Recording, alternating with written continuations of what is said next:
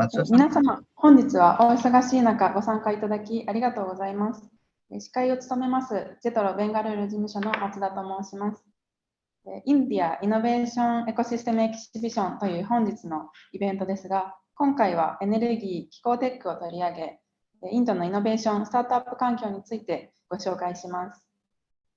インドのスタートアップは約7万社、ユニコーンは100社を超え、世界第3のスタートアップ大国と言われますが、日本企業で現地のエコシステムに入りきれているという企業はまだまだ多くありません。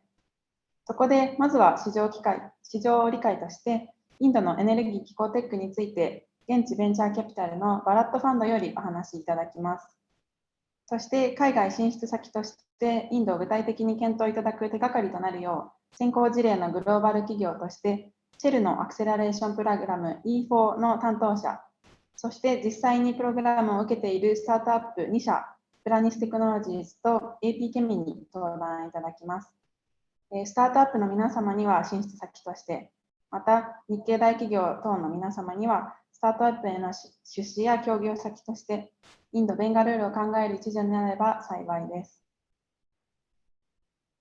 なお、本日は MC およびジェトロからの事業紹介は日本語、インド側からのプレゼンテーションは英語で行わせていただきます。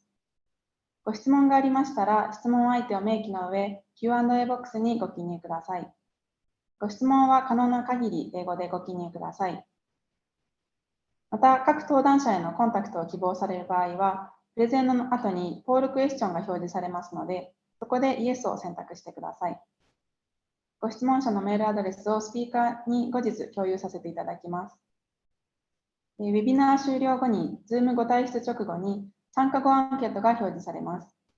皆様のご意見が今後のジェトロの活動にとって重要ですので、ご回答をお願いいたします。最後になりますが、本日の資料は後日参加登録いただいたメールアドレスにお送りさせていただきますが、一部共有できない資料もございますので、あらかじめご了承のほどお願いいたします。なお、本日のウェビナーは録画し、後日公開される可能性がありますので、ご了承ください。それでは、各スピーカーの前に、まずは少しだけジェトロのサポートスキームを紹介させてください。それでは、夏美さん、よろしくお願いします。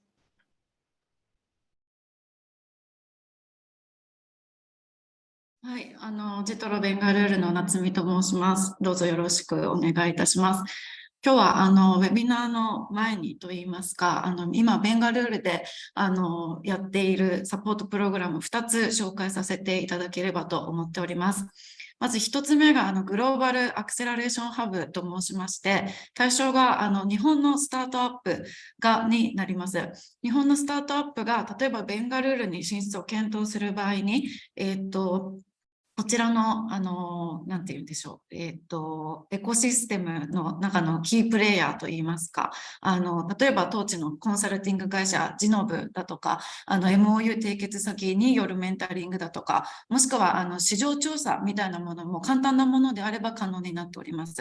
また、提携可能性のあるインド企業とのマッチング等をやらせてもらっています。また、実際に日本のスタートアップが、こちらに進出する場合にですね、例えばその MOU を締結しているインキュベ施設に入っていただく場合、そういう紹介もさせていただきますし、最初の3ヶ月の入居費を我々が負担するといいますか、そういったサービスをさせてもらっております。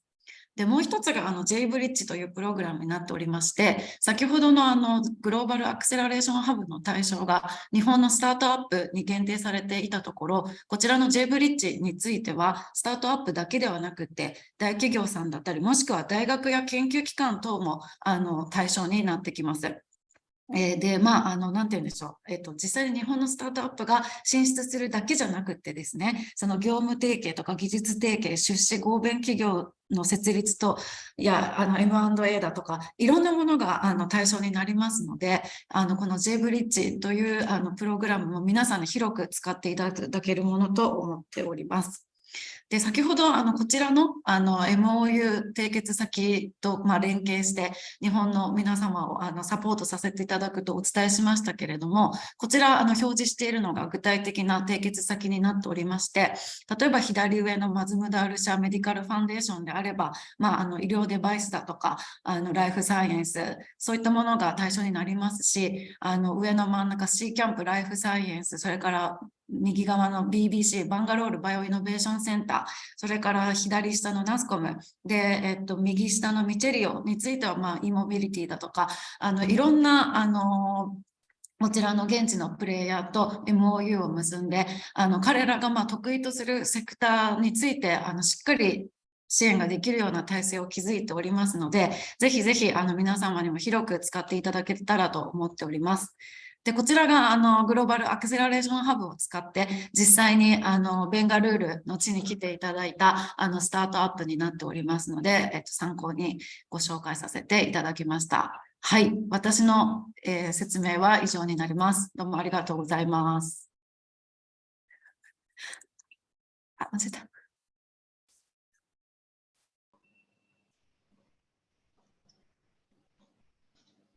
はい、夏美さん、ありがとうございました。それでは次にジノフよりインドのベンガルールのスタートアップ環境についてご紹介いただきます。ジノフは先ほどの説明にもありましたが、ベンガルールのコンサルティング会社で、ジェトロのグローバルアクセラレーションハブおよび J ブリッジを実施する際のパートナーとして一緒に日本企業をご支援させていただいています。Then Divya-san, please start your presentation about startup situation in Bangalore, India.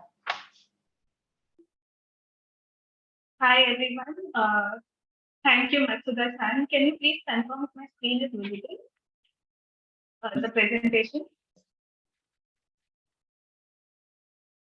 Matsuda-san, is my presentation visible? Yes, it's visible. Okay. All right. Thank you so much. A very good afternoon, everyone. And thank you for making time to attend this webinar.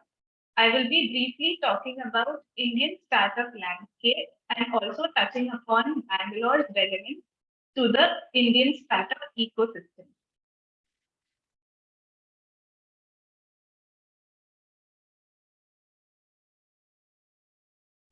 India is the third largest ecosystem in the world with a total of 25 to 27,000 active tech startups. These startups are the key drivers of India's socio-economic growth. They play a critical role in improving the overall industry competitiveness and have built unique and innovative solutions across various sectors. We have more than 5,500 startups that have raised funding of a total of USD 73 billion, reflecting the high level of interest from venture capitalists in India's startups and their potential to generate good return on investment. Besides, India also has more than 3,100 startups that are building solutions leveraging deep technology such as AI, ML, IoT, blockchain, data, big data, robotics, etc. These startups. Divya, your voice is not clear. Can you just check once, please?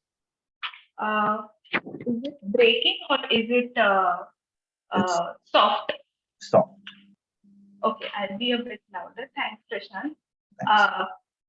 Yeah, so these startups have grown at a rate of 42% over the past decade, which is faster than the overall growth in the ecosystem. India is also a hub to 89 unicorns and has 174 potential unicorns in the pipeline. In 2022, India added the second highest number of unicorns. 74% of these unicorns were from B2B sector, and a significant pool of these had a focus on SMBs, that is small and medium businesses. Moreover, around 1/3 of the unicorns and potential unicorns are servicing global markets from India. The Indian ecosystem has been successful in consistently harboring interest of institutional investors in the Indian startup ecosystem. This number has been growing consistently, indicating a growing belief of investors across the globe. Bangalore has been a hub to more than 1/4 of India's startups and hence is the epicenter of this startup ecosystem. Also, it has more than 740 MNCs who have established their centers of excellence here in Bangalore.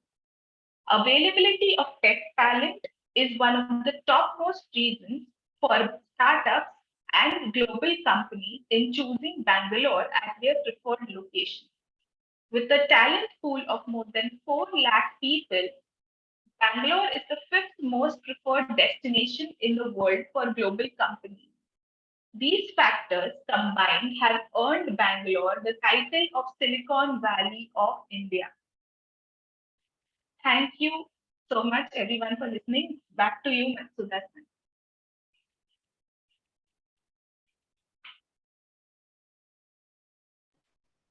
Thank you, Divya さん。それでは、いよいよメインセッションに移ります。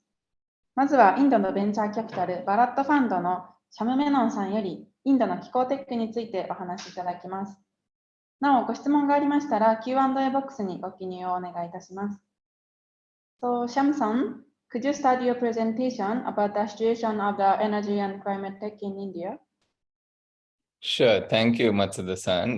Let me try to share the screen. 1 second.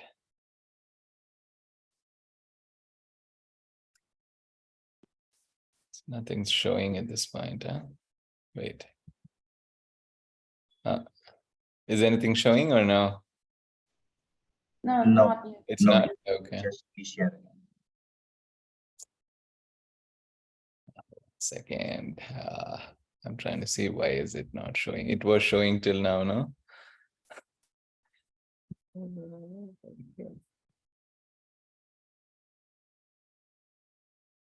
Yes. You see it now?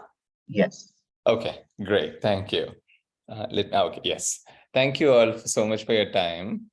This is okay. My name is Shyam Menon. I represent Bharat Innovation Fund, which is a deep tech focused venture capital fund in India. And one of the areas that we've been working in for the last more than a dozen years is actually climate tech in the country. And we have been looking at this space for a long time. We set up India's first seed fund in the climate space back in 2012, looking at supporting very early stage initiatives in the climate tech space with anything from a couple of $100,000 to $1 million, and learned quite a lot of the problems and issues and opportunities that are available in climate tech in the country. So would love to take you through a high-level view of what the opportunities are and where we see the potential for going forward for climate tech investments in the country. This is just it's a high-level summary. So happy to connect with whoever is on the call who would like to understand better the opportunities in individual sectors. But this is just to give a sense of what the overall opportunity is. Ideally, I mean, if you think of climate tech, you have opportunities in both mitigation and in adaptation. For the longest time, the focus has been on mitigation. Recently, we've now in the last couple of years, 2-3 years, at least last 2 years, at least, been seeing a lot more interest also developing on adaptation and climate resilience. And very, very high level, the mitigation activities seem to be a lot more focused on the urban part of the ecosystem, whereas the resilience related investments and opportunities are more prevalent on the rural side of the ecosystem. And the reason for resilience being more on the rural is because a lot of the people who suffer the worst consequences of climate change tend to be people at the base of the pyramid in India, where their earnings are not as much. So they are the ones who are most affected. For example, farmers in the agri sector, etc., as the as the weather patterns change and agri yields change. Similarly, public health issues. I mean, because of changing weather patterns and other related issues, health concerns grow, and people at the base of the pyramid tend to get more affected. Whereas a lot more action on the mitigation side, whether you're talking about renewable energy, energy efficiency, whether it is carbon capture, hydrogen, mobility, most of that action tends to be focused more on the urban side, urban part of India. In terms of, very high level views, I think it's, I'm sure you would already know India is a very high producer of carbon emissions after China and the US. It's already the third. It has pretty polluted cities. It has, so there is a huge opportunity here in all of this for bringing in mitigation technologies to reduce everything from greenhouse gases to reducing pollution. So there's a lot of opportunities in general across the space. Now coming to what has changed today to make the opportunity better than what it used to be. One big thing is in climate tech, what we've realized is it was very, very people intensive in terms of solutions and how it was delivered. So the fact that now technology and IoT and sensors, etc., cost of monitoring and managing assets have dropped significantly because of the cost of sensors and the availability of data and the use of cloud, etc. Your ability to offer energy efficiency, energy management solutions in a much more cost-effective manner and a more repeatable manner has made the solutions more viable today versus what it used to be even 5 or 10 years ago. Most of the solutions on climate technology mitigation required a heavy set of people needs on the ground and hardware need on the ground. It was from an economic viability, it was always suspect. But today, with much lower cost of data and monitoring and sensors, you have a much better ability to repeat the solution and make it more economically viable. Then, of course, regulation, another huge area. Whereas there was some supporting regulation in the last 10 years from the time that we started investing in climate tech in India to today, there is a whole lot more supporting regulation, whether it is within agri space, e-mobility, whether it is in renewables, recycling. We even have carbon markets coming back into India later this year. We have a new set of carbon market regulations coming. We have more regulations coming for every single industry to look at reducing carbon emissions, with multiple sectors already calling for net zero plans over the next couple of decades. So there is a lot more momentum, voluntary, involuntary, regulatory driven, non-regulatory driven, all of this happening at the same time in the last few years, making it a lot more viable proposition versus 10, 15 years back when it had to be mostly voluntary. There was limited regulation driving this. So the fact that the ecosystem has evolved, the fact that technology has developed and costs have dropped, and the fact that regulation is in favor is making a lot more of these solutions viable today versus a decade ago. In terms of the opportunity that just we are trying to address, just in a way, it just kind of shows you where the opportunity is in the country. We have a lot of seed funds in India who are helping with the very early stage part of the ecosystem. And you have a lot of private equity funds now coming into the market and who are already in India who have a climate focus as well for growth investing. When we say growth investing, you're talking about typically investments of 20, 30, $50 million and more. Whereas there is still a pretty big missing gap in the middle, which is typically companies need that 5, 10, 15, 20 million to scale, early scale, before the private equity funds come in. And because climate tech has generally got a strong hardware component, the regular existing venture capital funds are generally less keen on it because most of the venture capital ecosystem prefers an asset light and pure software led model. Whereas in climate tech, for your solutions to be really effective, you actually need, you need hardware. You can't do without hardware. And that's one huge learning for us as well. Then where is the gap? I mean, this is just a slide that looks at the explanation of the financing gap.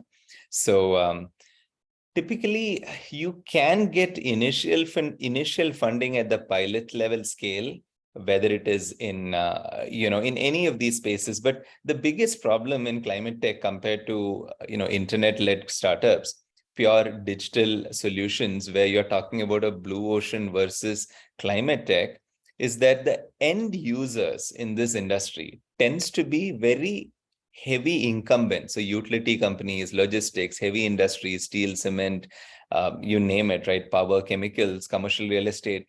They are all very, very heavy incumbent sectors where they have tended to be relatively laggards when it comes to adopting new technology. Also, cost of deployment of such technologies into their industries tend to be quite high.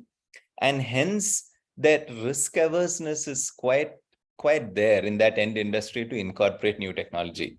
And the second problem in this industry, climate tech versus a pure digital internet-based solution, is that the end users, if you ask them to choose a technology, if you leave the end choice of a technology to a cement or a steel or a utility company or a heavy industry, and you have multiple early stage technologies to choose from, it's a very difficult proposition for that end user because they are not used to taking bets on early stage unproven technology in most cases. So it goes into a decision paralysis in many cases where you are trying to figure out which technology to back because you don't know whether it will work or not when you start rolling it out in a larger scale. So that decision paralysis is something we've seen very significantly in this industry, in climate tech end users, compared to typically whether it is fintech or edtech or any of the other spaces or commerce, regular commerce, where you've seen a lot more penetration of internet kind of solutions versus this sort of climate tech carbon mitigation solutions. We've seen a lot more decision paralysis when it comes to adopting new technologies at the end user level. But what has become better, so we are also figuring out how to solve this problem. What has become better is, of course, as we discussed, the fact that you have a lot more IoT, data capture, analytics, a lot more things that have come in, which allows you to, without depending purely on a human intervention, clearly take data-driven decisions, which is repeatable, which is actually what is leading to more adoption of solutions in this space.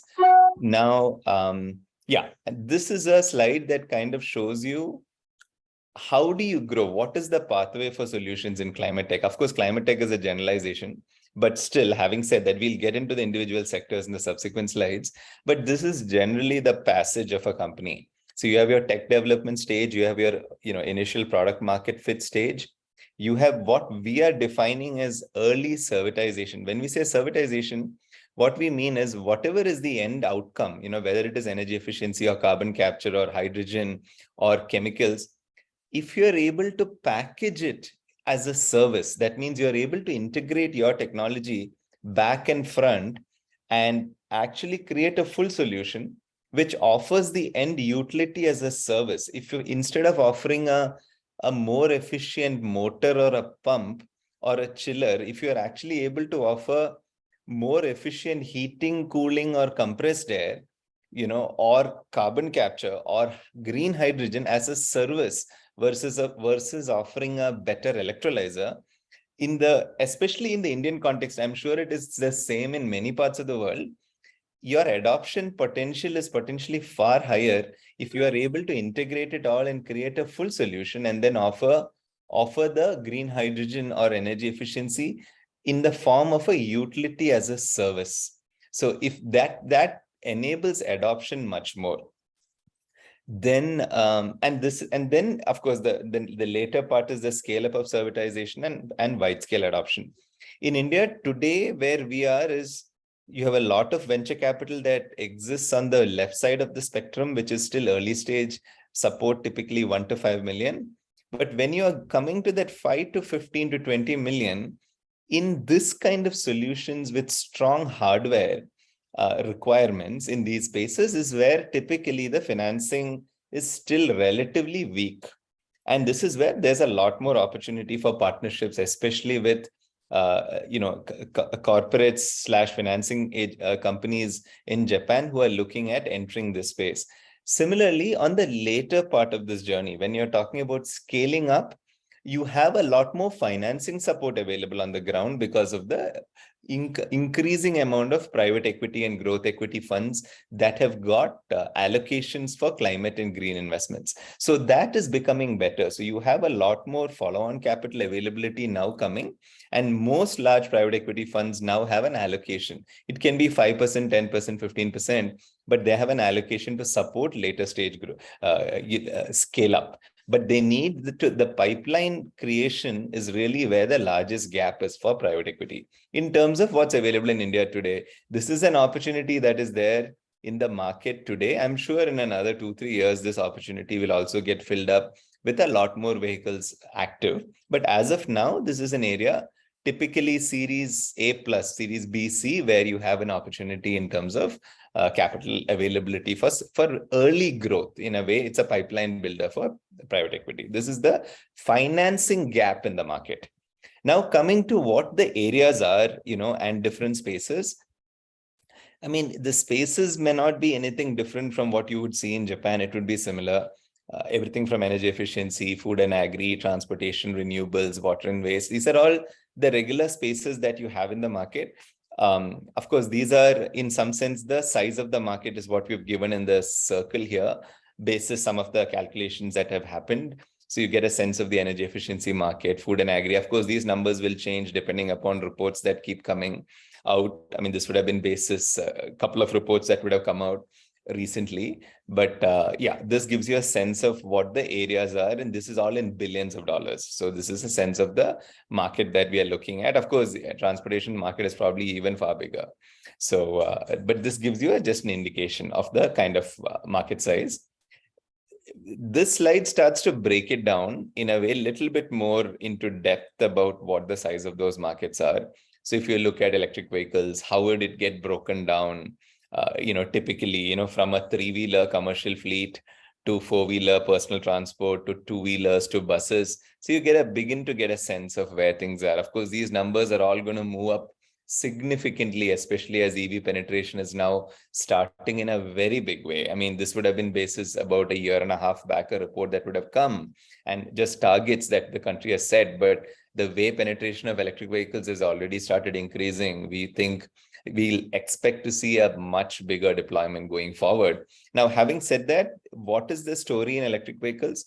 In India, unlike in the West, the basic fundamental difference is the initial driver for electrification is less about somebody being very keen on a green solution. It is more about the fact that because of increasing fuel prices, and India is a huge importer of oil, India barely has any oil. So it has to import pretty much 80 to 85 to 90% of India's oil needs are imported. And because of increasing price of oil, there is definitely a huge petrol and diesel. There's a huge need for logistics industries. Typically on the B2B commercial side, the logistics side, there is a huge need for solutions that reduce that dependence on that increasing fuel price, which is why we are seeing a lot more deployment in electric vehicles starting in India in 2- and 3-wheeler commercial logistics, especially last mile delivery, because the long haul intercity transport, etc. on electric vehicles are yet not that reliable, but the short distance last mile delivery is definitely a huge area where we are seeing massive pickup in the market. Similarly, on the personal mobility side, on the 2-wheeler side, we are seeing a huge pickup. 4-wheelers have started happening over the last year or so. But there will be, of course, there's a huge way to go in India before all this happens. And the charging infra rollout, etc., has just begun in India. The charging density is 1/100th of what it should be in the country. So there is a requirement for the charging infrastructure to scale up over 100x what it is today, if not more. So the density is very, very, very low. You barely have a charger for 1,000 people. So you need a much better charging density in this course of time before EVs become a realistic option for most people. And there are a lot of other challenges. I mean, charging stations, swapping stations are probably a better manner for three-wheeler transport, for example, commercial vehicle, because charging will take a lot of time. And especially three-wheelers, they're not willing to wait. They need to get in and out within a minute or two from a charging station. So swapping might work better for certain kinds of solutions in the country, whereas charging may work better for, say, buses, etc. So there are different modalities in the country, and certain kind of solutions will work better in some locations, in some geographies, in some kinds of transport versus another. Energy efficiency is a space which had struggled for a while, but recently what we have seen is there is a lot more interest, especially when you can offer heating, cooling, etc., compressed air as a service. That's definitely a lot more interest in utility as a service space. Food and agri is a space where now there is a lot more investments over the last 4 or 5 years. In this space, you have relatively less of a problem in terms of availability of capital, especially if you're a startup, because there's a lot of funding now coming for the digitization of agri and supply chain efficiency. But if you look for purely biological kind of solutions where you're looking at new agri input materials and new fertilizers and new pesticides, etc., all of that is a little lesser in terms of funding. But we look at precision agri, supply chains, all of those areas, you definitely have a lot more financing available. Then here you have 3 spaces: captive solar, waste management, water management. Here, naturally, rooftop and captive power, the whole solar transition is happening in a big way. It is no longer in a venture capital kind of ecosystem. It is scaled to the point where you have very, very, very large renewable energy projects, multi-gigawatt players in the market now. So it has become way more mature as an industry, which is fantastic. But solar and wind has matured. But if you look at other industries, other renewables like geothermal, or etc. I mean, all of those, wave, tidal, we are very, very, very early in the game. It is really solar and wind which has scaled, and India has always had a reasonable amount of hydro, but it hasn't, number of hydro projects haven't scaled up again as much because the permitting regulation, etc. on the hydro side is still takes quite a long time. Then you have, of course, nuclear, but nuclear is, again, doesn't really get counted within the sort of climate tech story today. Although in the rest of the world, nuclear and especially nuclear fusion research, etc., has picked up in a big way, we don't yet have stuff in that space in the country today. Then in India, not as much action yet on that space. Waste management, humongous area, a lot of potential. There's a lot of potential for funding as well. There's a lot of room for new solutions to come in this space, whether it is agri waste, whether it is recycling of plastics, whether it is waste to energy. This is a humongous area, whether it is sustainable aviation fuel you can make from agri waste. This space is a massive space going forward, and there's a lot more potential coming in this space compared to what it used to be. Water management is still quite early in terms of potential opportunities in the country, typically because water is still considered a public good for the most part. So the pricing on water is still limited. But we are seeing, interestingly enough, more companies coming up in industrial water treatment and recycling, where you can take the processed water out of the industrial chemical plant and process it, recover anything of value from it, and then use it back in the process. So you're beginning to see more startups that are trying to address that space as well. This couple of slides here, it just goes on to show you the kind of where the space is in each of these areas, like where is in India, where the opportunities are. So if you look at the left side, this is where the companies are still in very early stages in the Indian startup ecosystem in energy storage, fuel cells, waste heat capture, grid management, hydrogen, still quite early. In the early growth phase is really the energy efficiency space, where you have some proven technology being deployed in a utility as a service model. And of course, scale up and growth financing and later stages where the solar and wind industry are, where you've reached a certain level of maturity. Similarly, in the food agri land use, if you try to look at in terms of stage of evolution of these companies, if you look at areas like low green GHG proteins, alternative foods, vertical and urban farming, biotech and genomics, there is a lot of action, but still at the early stages. If you look at precision agri, farm inputs, quality control, all that is in the growth stages, early growth stages. And then you look at e-commerce and enabling of digitization of agri, you're definitely seeing a lot more companies and supply chain efficiencies. You're seeing companies that are more on the slightly later stages or the growth phase of these startups. So you have, this is the sort of spread in terms of early, mid, and growth. Mobility, similarly, on the left side, if it's new battery chemistry, EV components, autonomy, all of this is still early, whereas fleets, logistics, charging infra is still in the early growth. But if you look at regular logistics automation, you're not talking about EV logistics, but just logistics automation, digitization of logistics and getting efficiencies in logistics in general, that is definitely now reached a growth phase. I mean, because you have a lot more companies that have been funded over the last 10 years, which are offering full stack. I mean, not just digitization, they offer the vehicles, they offer software, they offer services to the drivers, they offer services to the end user. I mean, you have complete full stack logistics automation providers. So this is the lay of the land in terms of opportunities within mobility.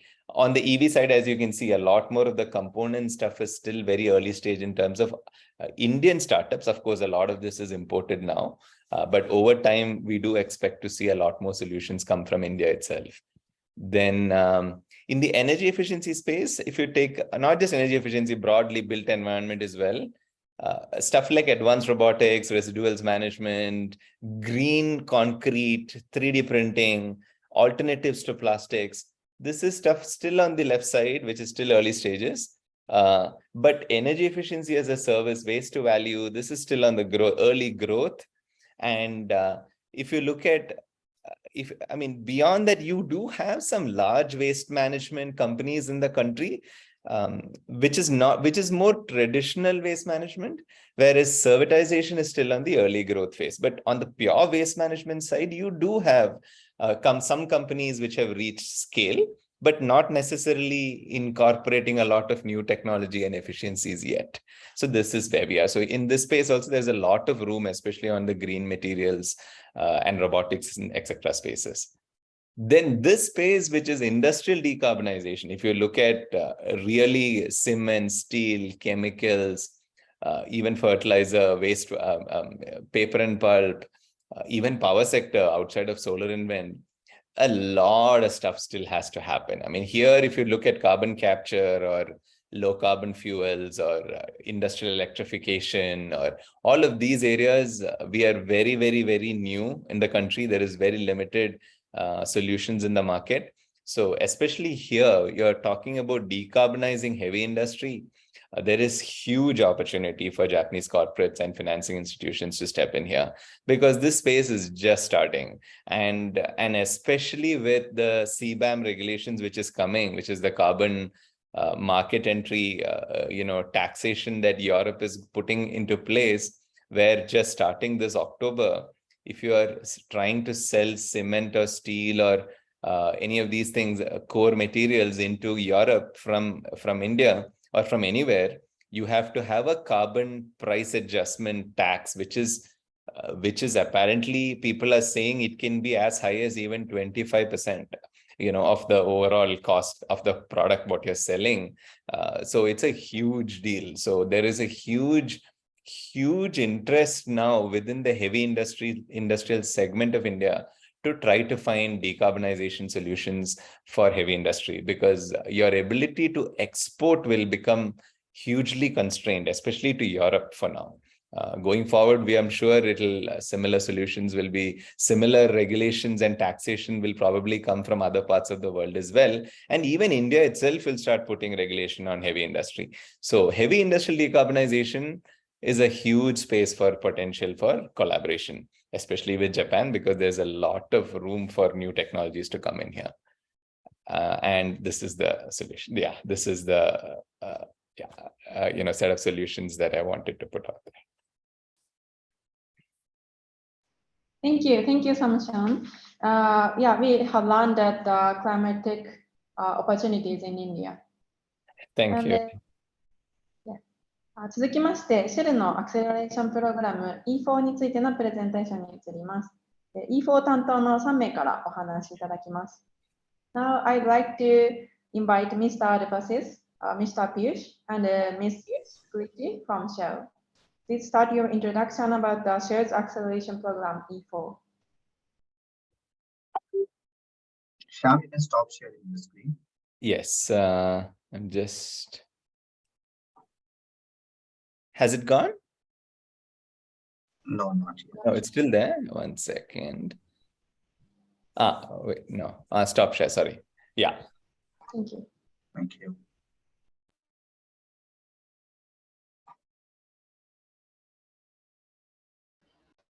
Pratik, share. Yeah, I'll share the screen. Would request Debashish to kindly take this up.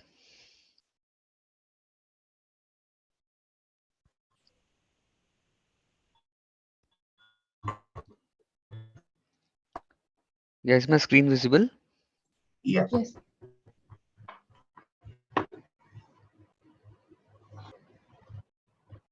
Yeah.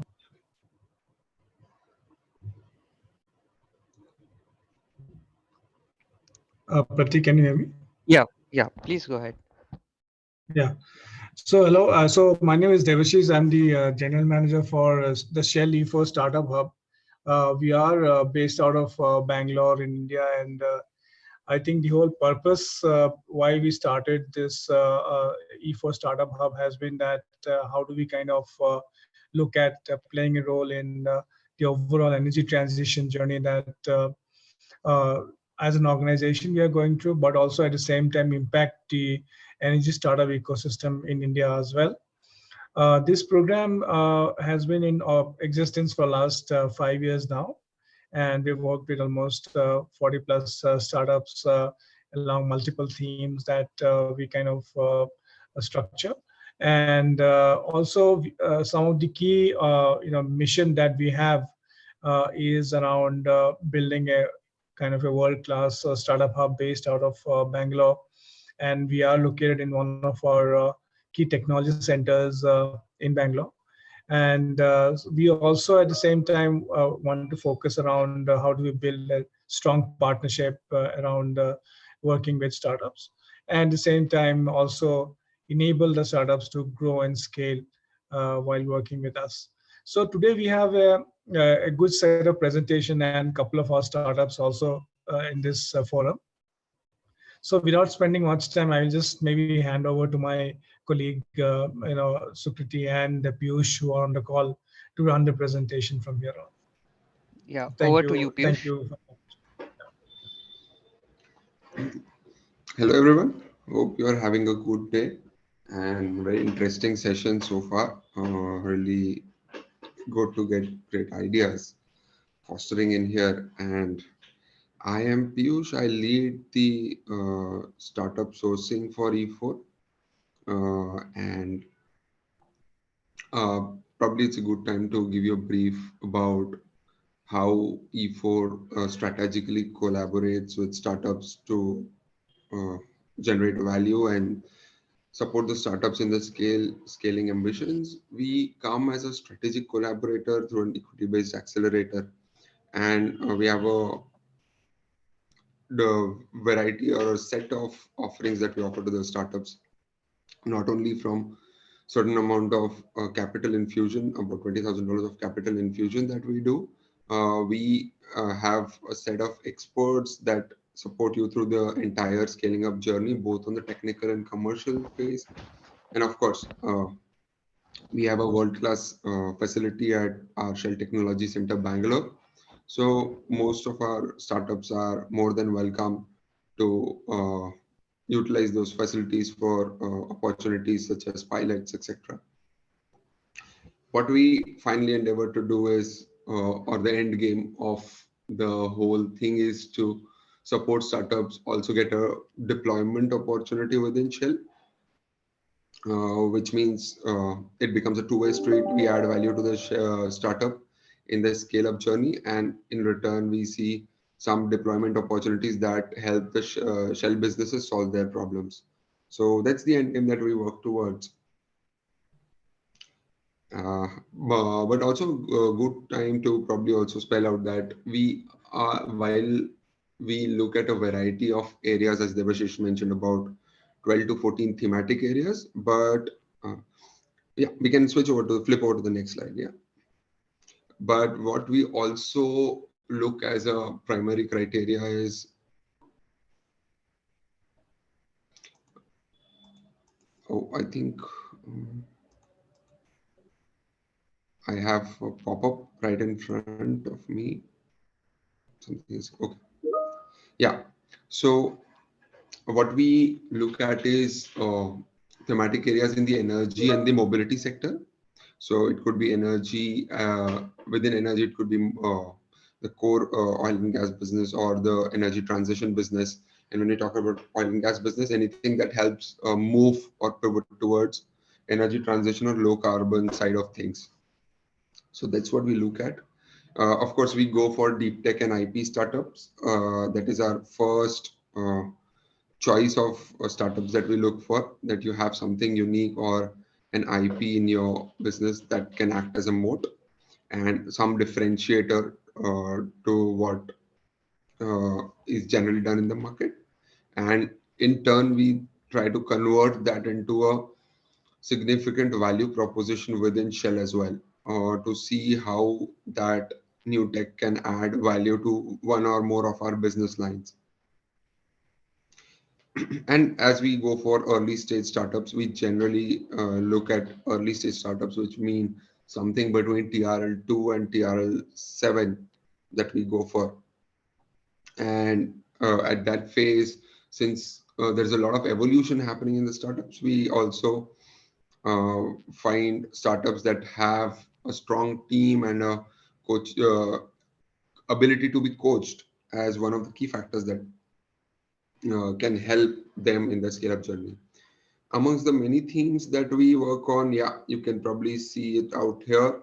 We broadly define it under digital solutions and the advanced technology solutions. Within digital, it could be material discovery, for example, through ML/AI, or it could be digital technologies applicable in the energy sector, sensors, emissions, monitoring, etc. The other side of things look into, let's say, the hardcore advanced technologies like biofuels, hydrogen, waste management, circular economy. And yeah, I think that forms the core. We have also obtained a power trading license, and we are actively looking to build that business. And yes, we are actively looking for startup solutions in that space as well. So it could be forecasting, it could be scheduling services or FSPs, etc. We can flip over to the next one, I think. And yeah, one of our flagship events that we hold during the year is E4 Demo Day, where we invite all our cohort startups for that year to join us. And it's a big extravaganza that happens at the Shell Technology Center, Bangalore, wherein we invite the who's who of the industry to provide the startups and the industry, and of course academia as well, to kind of intermingle and support in fostering the ecosystem. I am good to take questions if any. You can post it in the Q&A box. Let me just have a look if it's there any for me. You should take the questions towards the end, is it? I missed you. Hello. Yes. Yeah, Piyush. Okay. I'll just also put in my email in the chat box, so that if you are an early stage startup looking to collaborate with E4, more than welcome. I'll tag Sukriti next for the next part of the next leg of the presentation. Thanks, Piyush. Over to you, Sukriti. Thanks, Piyush. Hi, everyone. Next slide, Pratik. So this slide is the essence of the corporate accelerator fund and or say the accelerator and fund approach. It provides an overview of the entire spectrum and the range of activities involved in the funding cycle. So as per the International Energy Agency, 35% of emission reduction potential lies with the early stage, and nearly 50% of it rests with the ones that have not reached the market yet. So this definitely calls for a need to create an ecosystem that supports promising new solution and handhold them to support in their journey to commercialization at scale. At Shell, we provide technology and business acceleration infrastructure, which includes innovation labs, funding support, and venture accelerator tracks. In addition to lab infrastructure and acceleration support, startups get access to pilot and deployment opportunities, technical business and regulatory expertise, and entrepreneurial mentoring. Prateek, next slide.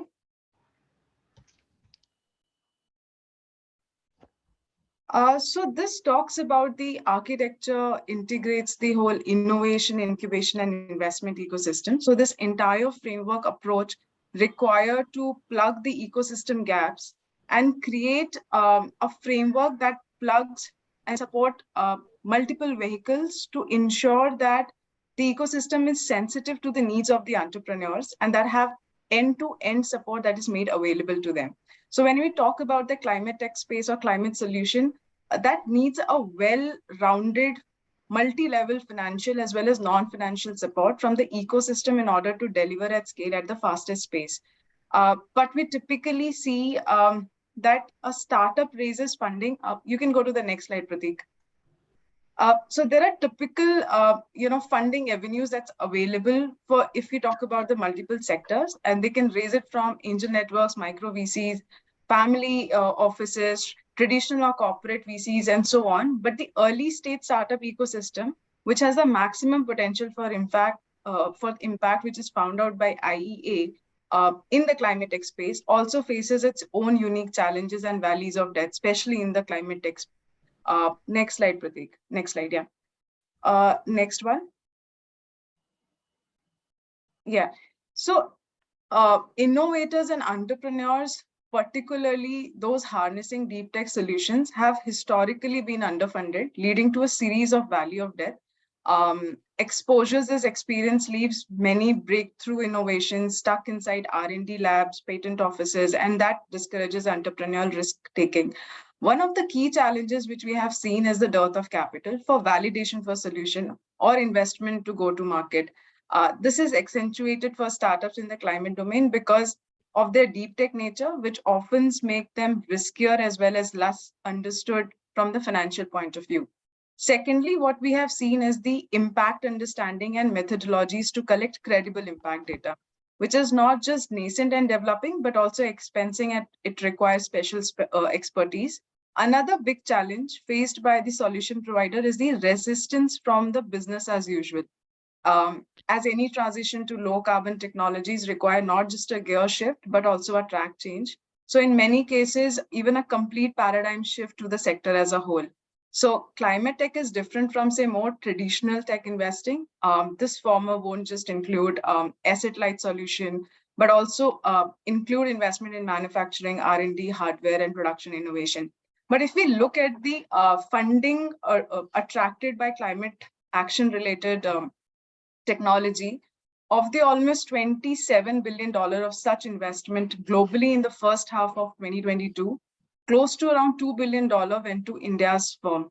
That means global venture funds adaptation to the energy transition, especially when it comes to gestation period and exit timing, is gathering momentum, and the process has begun. So just to summarize this, we need to create and orchestrate the entire ecosystem, bringing academia, startup, VCs, corporate together to support innovations with access to right infra, capital, and partnerships. Also, we need to focus on solving the real problems that will include all the segments of the society, such as marginalized farmers, SMEs, etc., as they are the most vulnerable to the climate change. Next slide, Prateek. Shell participated in the first major event under India's G20's presidency, India Energy Week, follows the Honorable Prime Minister Narendra Modi pledge in COP26, which aims to reach net zero carbon emission by 2070. The clean energy transition in India is already underway, and the scale of transformation is stunning. And Shell is very much aligned with the government initiative and demonstrated its 5 startups in the event, which are working in the area such as green hydrogen, battery management, etc. Here are some of the glimpses of the event. Next slide, Pratik. Next slide. Yeah, thank you so much.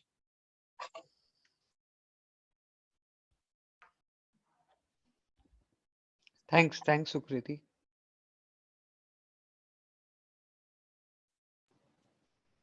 Thank you so much, Shell team. It was very informative. それでは、ここで Shell のアクセラレーションプログラムを実際に受けているスタートアップ2社より話を伺います。まずはプラニステクノロジーズ社です。同社は海中ロボットなどによるインフラの水中検査および AI 分析を行っています。So, Abhijit-san, could you talk about your company and how the acceleration program supports you? Hi, good morning. I hope I'm audible now. Yes, you can share your screen. Perfect.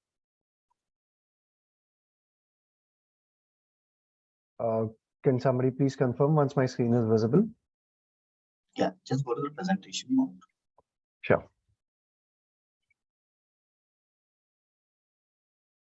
Good. Yeah.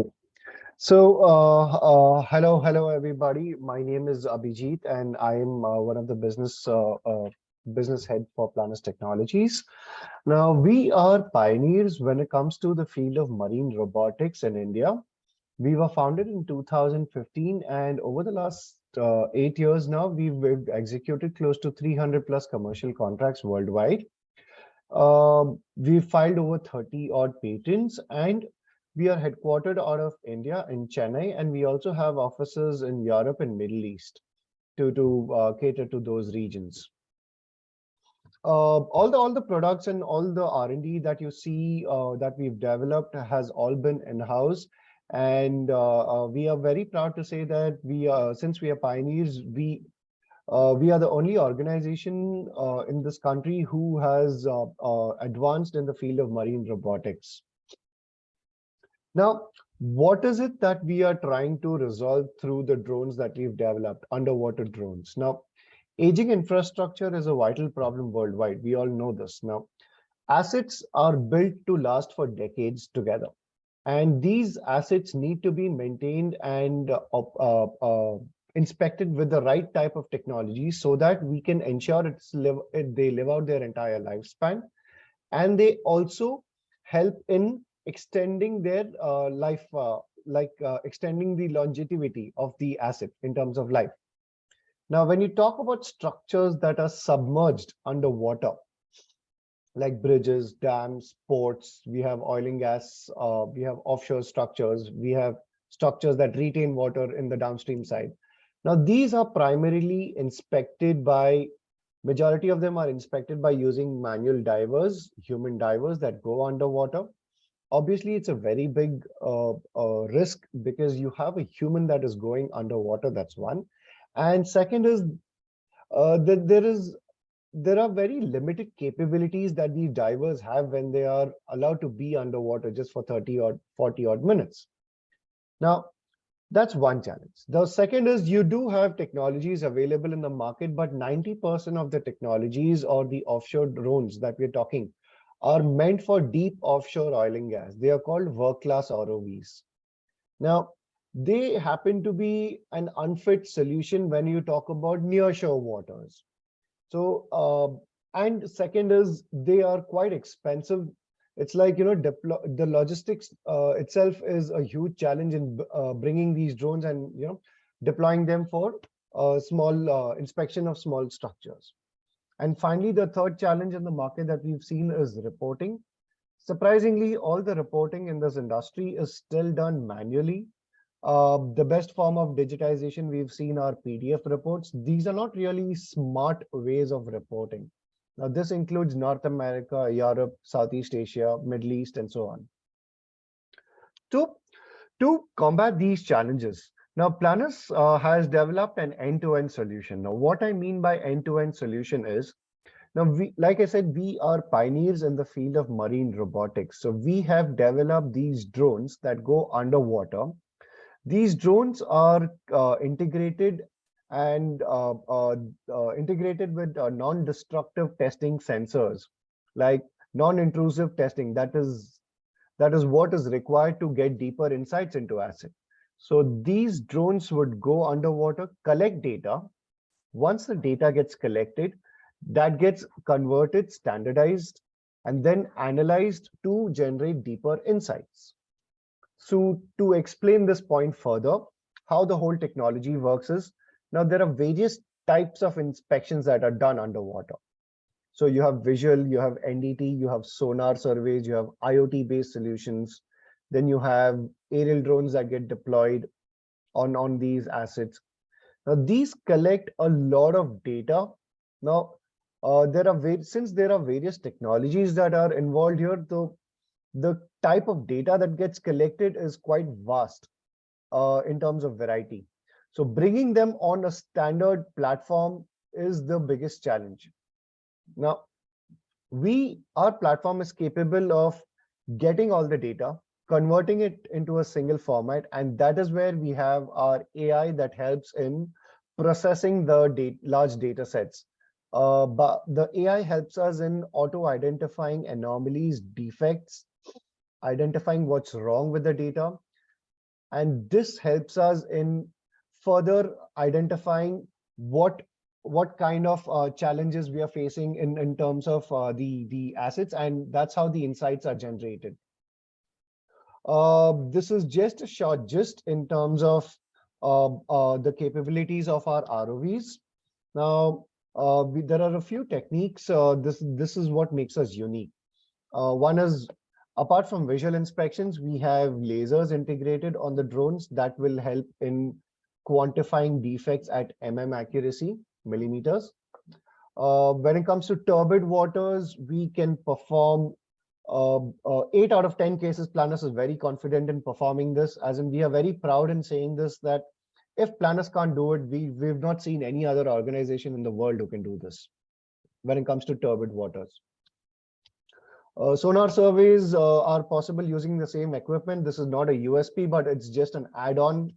We figured out this can be done with the same equipment. Non-destructive testing is what makes us unique. Like I said, the kind of sensors that we've integrated are UTG, that is ultrasonic thickness gauging probes. These help us in identifying corrosion. There is another technology called PEC, pulsed eddy current. This is an advanced NDT that can be performed on the drones. The biggest advantage is it is 3 times faster than the traditional ultrasonic thickness. And also there is no pre-work that is required when you talk about structures that need to be inspected. Like you don't need to remove insulation layers, you don't need to remove marine growth, and so on. The final technique I wanted to showcase is concrete integrity inspections underwater. Above water, this technique is quite common, but underwater, this does not exist in the world today. So what Planus has done is we have developed a sensor that can help you identify concrete integrity underwater. The technique is called UPV, ultrasonic pulse velocity or velocimetry. This sensor is further integrated on the drones, and this helps you now identify concrete integrity that is perennially submerged underwater. These are a few sample reports on what a field test looks like for the concrete integrity and correlation between visual inspections and the results achieved from the UPV sensor. So to summarize our entire proposition, these are a few use cases in the process or the downstream industry that we provide as of today. Terminal inspections, the ports, jetties can be inspected unmanned using ROVs. Fire water tanks. This is one of our biggest propositions when it comes to these tanks, the storage tanks, because a tank cannot be inspected unless you have a downtime in the plant. So what Planus would do is we would, when the plant is in service, when the tanks are filled with water, we would just drop our ROVs inside and attach sensors on our ROVs, and these would perform various types of tests in live conditions. You save on scaffolding cost, you save on downtime, and you also save on avoiding humans entering confined areas. Same goes for water pipelines. These are the existing solutions, and apart this, there is another product under R&D where we are developing an ATEX certified product. Now these can be deployed on hydrocarbon tanks, hydrocarbon environments like zone 0. So like water tanks, similarly, we can now deploy our ROVs and hydrocarbon tanks. Very recently, we were successful in trying this out in a palm oil tank, and the results were quite promising. Now, the next phase of development is going to enter into hydrocarbon tanks. We are starting with clean fuel today. So,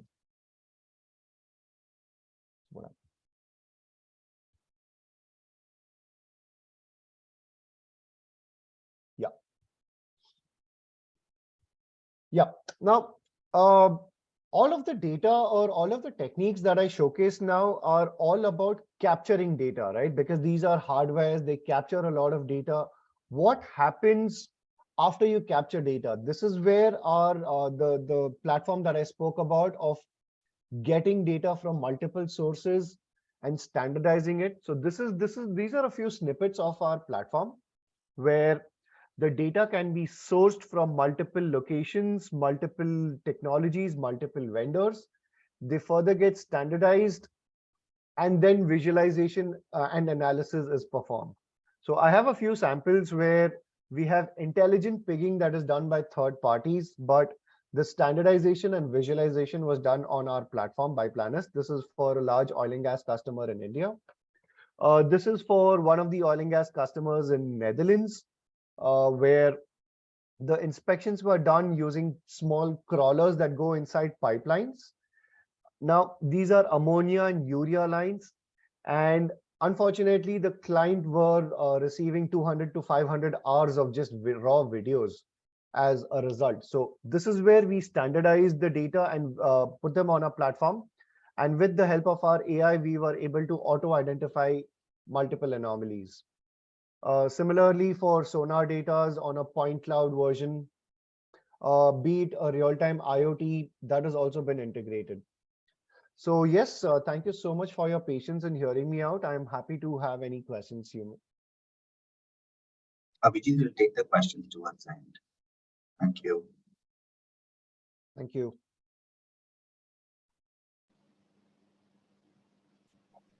Thank you, Abhijit-san, for the interesting presentation. それではもう一社のスタートアップ AP ケミからプレゼンいただきたいと思います。同社は廃プラスチックを油に熱分解しリサイクルする技術を持つ企業です。Then Suhas-san, please introduce your company and the experience of the acceleration program. Thank you, Matsuda-san. I'll just share my screen.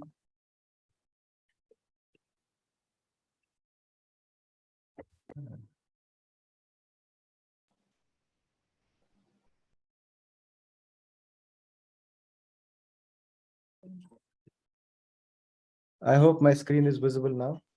Yes. Okay. All right. So we are AP Chemi. Our core focus is to accelerate plastic circularity and decarbonization. We are supported by ecosystems of Shell E4, Act Capital, as well as other ecosystems, including KPMG, Alliance to End Plastic Waste, SASIR, Department of Science and Technology of Government of India, as well as HEC Paris.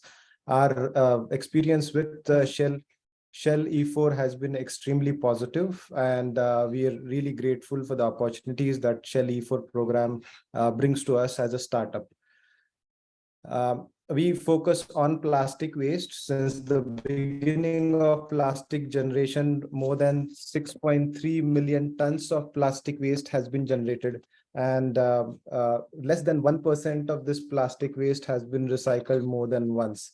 So this is a growing problem globally, and it needs to be addressed in its entirety. Not existing solutions for recycling are not able to address the problem in its entirety, and that is where we focus. So if you see what is happening to the plastic waste, less than 9%, these are global numbers. On an average, less than 9% is recycled, and more than 91% is not recycled. It is mechanically non-recyclable plastic waste. Even if you recycle the plastic waste mechanically, it leads to mechanically non-recyclable plastic waste, and which eventually either is burned in incineration plant or it is sent to landfills. Even in landfills in various parts of Asia, Africa, landfill fires cause burning of plastic waste. So if we have to dispose the plastic waste that is there in the landfill, we'll have to go for chemical recycling. So chemical recycling of plastic waste is inevitable. Ultimately, if we have to dispose plastic waste without burning, then chemical recycling is the way forward, where we focus as a company. So this is the problem statement that exists, that there is a high dependence on crude oil and petroleum gas by the refinery and petroleum players to produce plastics. These plastics are used by FMCG, and consumer usage generates mixed plastic waste. This mixed plastic waste, more than 90% of it globally goes to landfill or incineration. Even if you take this mixed plastic waste and convert it into oil, this oil has a lot of corrosives and catalyst poisons. That's why it is used as unclean fuels in burners. Because of this presence of corrosives and catalyst poisons, refineries and petrochemical companies are not able to use this as a substitute to crude oil, and that's what stops the circularity. The way we solve this problem is that we can take mixed plastic waste or contaminated pyrolysis oil, and we can push it through our technologies that remove the corrosives and catalyst poisons from pyrolysis oil. For example, the core of pyrolysis oil impurity problem is chlorine, and this is like 80% of problem is presence of chlorine impurities in pyrolysis oil as well as plastic waste. Our technology guaranteed removes around 94% to 99.7% of chlorine impurities. We remove somewhere around 95 to 99% of oxygen impurities, as well as bromine, silica, nitrogen, sulfur, metal, and acidic impurities. So after removal of these impurities from the pyrolysis oil, we are able to produce a purified pyrolysis oil, which we've developed proofs of concepts wherein it has been accepted by pilot scale petrochemical plants to produce sustainable aviation fuel like jet fuel, production of circular naphtha that can be downstream used for production of circular plastics and sustainable chemicals. So basically, we take up post-consumer and landfill plastic waste as well as biomass waste and push it through our pyrolysis and oil purification technologies to produce the required quality of oil that can be used as a feedstock for production of circular plastics, sustainable chemicals, as well as hydrogen and sustainable fuels. Looking at few of the use cases that we can discuss, we have supplied plants for conversion of multi-layer packaging waste into high quality liquids. Multi-layer packaging including polyethylene terephthalate, PVC, and aluminum foil mixed with other polyolefins we can process to produce high quality liquids from such waste. We have also converted mixed municipal solid waste segregated plastic into high quality liquids. So typically this is how the plastic waste looks like when it comes from landfills in Africa. Then it is shredded, then it goes through some pre-processing, and then after it is processed in our pyrolysis plants, which are SCADA operated, we are able to produce this quality of pyrolysis oil. We also have done bunch of assignments in biomass pyrolysis. We have licensed its technology and supplied plants for production of almost Euro 6 grade diesel and petrol from biomass waste. This diesel has been used exclusively for production of electricity in generators as well as fuel in steam boilers, and the project is in process of expanding now. So we as a company have 310 man-years of combined experience in pyrolysis. Our technology has converted 179 million kilograms of plastic into pyrolysis oil over 1.3 million hours of plant operation. Our global clients include petrochemical, FMCG, packaging companies, engineering companies from Europe, UK, North America, Middle East, Africa, and Asia. And we are also focused on developing our own 50-ton per day plant for production of oil from plastic waste that would otherwise end up in landfills. We have supplied 47 plants in plastic to oil industry. We have global assignments of up to 300 tons per day plastic to oil, and we have strong portfolio of patents in pyrolysis as well as oil purification. Our efforts in this space have been recognized by various awards. Our portfolio of patent focuses on pyrolysis as well as oil purification. We have 2 patents granted in India, 1 in South Africa, and also we have protected our IP strategically at locations like USA, Canada, UK, Europe, Singapore, Indonesia, Malaysia, and so on. We have collaborations with Technip Energies. Technip Energies is a global engineering giant that has given a press release 3 months ago that they would be marketing our technologies. We have collaboration with Aalborg University. With Aalborg University and Plastic Center Denmark, we raised recently, last month only, $2.3 million for a 3 years research project on production of hydrogen from plastic waste as well as biomass waste. And we also sponsor research students at Institute of Chemical Technology, Mumbai.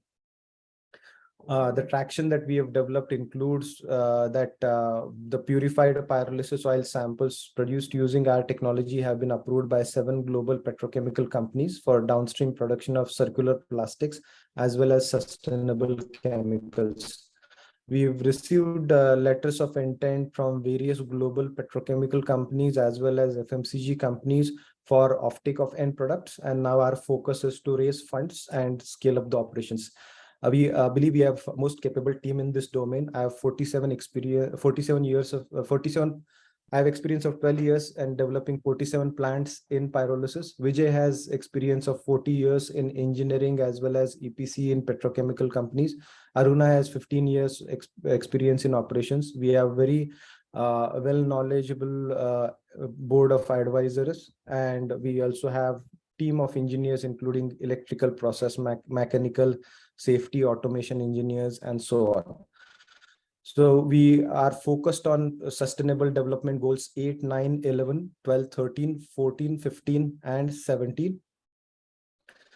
As far as fundraising traction is considered, since 2007 till 2021, the company was bootstrapped. In 2022, we raised seed round of $300,000, and recently last month we raised around $2.5 million for production of green and blue hydrogen from biomass and plastic.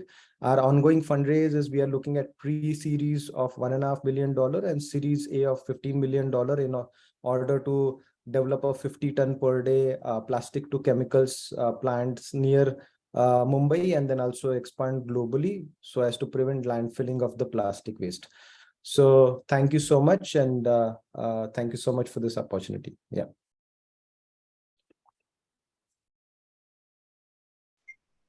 Thank you, Suhas-san, for your presentation. それでは Q&A セッションに移りたいと思います。ご質問がありましたら、質問先を明記した上で Q&A ボックスにご記入ください。可能な限り英語でご記入いただけますと幸いです。またちょっと時間が押しておりますので、もしご質問がある方はお早めにご記入をお願いいたします。すでに一つ質問が来てますので、そちらを回答させていただきたいと思います。Now we'd like to move on to the Q&A session. So there are 2 questions from the Q&A box. First one for Bharat Fund Shamsan. In the Q&A box, you mentioned that solar and wind energy production has matured in India. I'd like to specifically know about offshore wind energy production. My understanding that it is too early in India. Can you throw some light on this? And just to add, please let me know about the hybrid option of floating solar plus offshore wind as well? So offshore wind is definitely quite early. It's not, it's just beginning in the country at this point. So, we don't have, as a venture fund, it's not a space we would look at because it's too capital intensive. So we have not done any deep dive in that space in terms of the potential, but it's definitely heavy infra. There seems to be a regulation coming, which is helpful for offshore wind. So there definitely will be potential going forward, but as we are more of a fund on the early stages of technology, doing that 5 to 10 mil investments, this is not a space where we are potentially likely to work on. So we've not spent enough time to look at the opportunity. Floating solar, you mentioned, we've seen a few projects, but somehow nothing seems to have scaled in that space, the floating solar space. There are a few projects which we've seen over the last 5-10 years. Not quite sure why they have not scaled. I'm sure there are potential reasons, but what we've seen scale definitely is the grid scale projects, the rooftop commercial and industrial rooftop solar projects. Residential solar has also not picked up in India because residential electricity tariffs are still very low. It's the industry and commercial users who subsidize residential electricity consumption in India. So from a residential user perspective, the solar use case is still not fully there. And especially as net metering is not completely active, in many places, net metering has still been an issue, and your ability to also sell the power back to the grid when you have excess capacity is all in a state of flux, with multiple states not being able to do that properly. So that has been a reason why uptake of residential solar has been lesser. But floating solar has been around. We've seen a few projects, but it hasn't scaled in the country yet.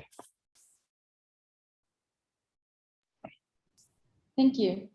And Pearson, do you have any idea on mind? Oh, yes. I was just probably adding to Shyam, and this is Piyush from Shell 4 again. But what I'll be saying is more from my own analysis. I don't speak on behalf of Shell here in this case. It's a very interesting question, offshore wind, right? And one of the things is India is not, with a pinch of salt, of course. If you go to Norway and the UK, where offshore wind is proliferating, the wind speeds are generally over 8.5 meter per second. Whereas India, you'll see the averaging is 5.5 to 6, and that too in very specific areas like the Tamil Nadu coast or the KG-D6 coast or the Gujarat coast. Otherwise, the wind speed is against the capital you invest for offshore, right? You do the dredging and then you lay down the transmission, which is an additional capex as opposed to a normal traditional onshore wind plant where you have all the other facilities there, which makes a kind of a viability, I would say, challenging. And that's why you would see that the 1 gigawatt tender, which has been there around for about 3 years, 4 years now, we are still trying to, I think, there is effort from every corner to make it a bit viable. And I am hopeful as more technologies like the blade size and the powertrains improve, this space should pick up. So it's more about timing than anything else. That's my personal opinion, humble opinion, modest knowledge. Of course, Shyam, you are there for so many years, you know things much better. But yeah, that's my 2 cents to it. Thank you for the Shamsan and Pearson. And already one question is answered by Hassan.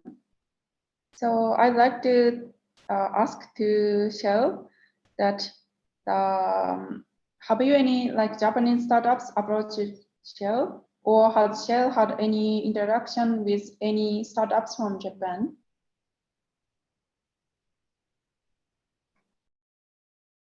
Yeah, Piyush, would you like to take this up? Sure, Prateek. Yeah, thank you so much. Yeah, as of now, we haven't interacted with too many Japanese startups. And probably, yes, I find this as a great starting point that if we can look at a few really good Japanese startups, we are very open to interact and find collaboration opportunities with them. We do look at international startups that are doing incredible work out there. Okay, thank you. Thank you, I understand. I've And, also provided my email ID so people can access it if they want to reach out to me for that. Thank you. Thank you. Thank you. And this might be the last question, but for the Runnings and AP Chemie, what kind of business collaboration and in which fields of service have you had with holding companies or in the future?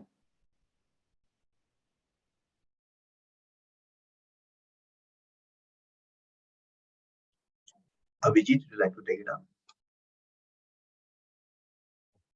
I'm sorry, I missed your question. Could you please repeat that? Apologies. Oh, okay, so what kind of business collaboration and which fields of service have you had with the holding companies or in the future?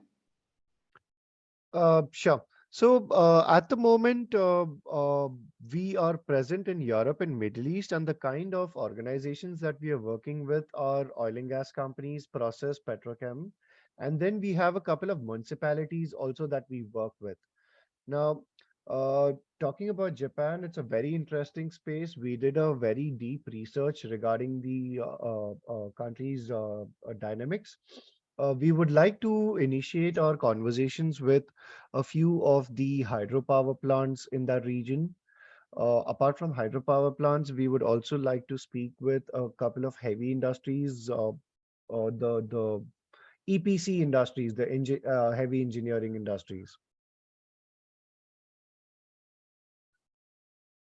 Now, this is all of these are apart from petrochemical and oil and gas.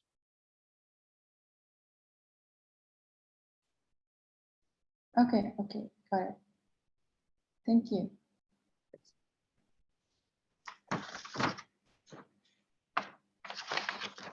So we have no more time left. So I'd like to end the Q&A session at this point.